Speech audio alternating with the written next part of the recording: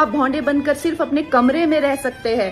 एक सवाल है मेरा, क्या आप सोशल मीडिया पे कुछ रील्स देखकर पूरी जनरेशन को करेक्टर सर्टिफिकेट दे सकते हो? मेरे हिसाब से नहीं। हाल ही में एमपी यानी कि member of parliament Kangana Ranaut ने इंस्टाग्राम पर कुछ ऐसे स्टेटमेंट दिए जिसे लेकर हर जगह कंट्रोवर्सीज स्टार्ट हो गई। उन्होंने कहा जेनजी की ये रील उल्टी लाने वाली है, इन्हें कौन पाल रहा है और कैसी परवरिश दे रहा है। सिर्फ इतना ही नहीं, उन्होंने यंग वुमेन को जनरेशन गटर और गटर छाप तक कह दिया, जो कि गटर छाप अनैतिक अश्लील बिहेवियर।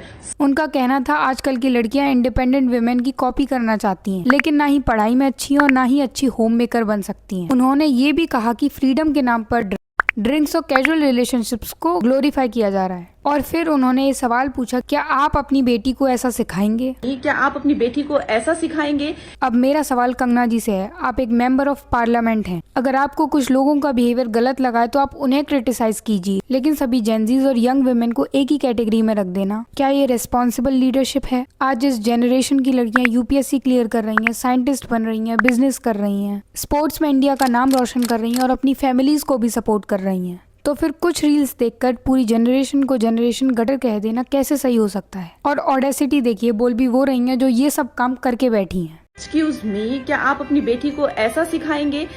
डिसिप्लिन में रहना या मर्यादाओं में रहना कोई चॉइस नहीं है। स्ट्रॉन्ग ओपिनियन रखना अलग बात है, लेकिन फैक्ट्स के बिना पूरी जनरेशन को स्टीरियोटाइप कर देना ये ना ही एक कंस्ट्रक्टिव क्रिटिसिज्म है और ना ही एक पब्लिक रिप्रेजेंटेटिव से एक्सपेक्टेड लैंग्वेज। लीडरशिप का मतलब लेबल्स देना नहीं, बल्कि पूरी सोसाइटी को यूनाइट करना होता है। डिसएग्री कीजिए, क्रिटिसाइज कीजिए, लेकिन पूरी जनरेशन को एक नाम देकर जज मत कीजिए। आपका इस पे क्या ओपिनियन है? कॉमेंट करके जरूर बताना।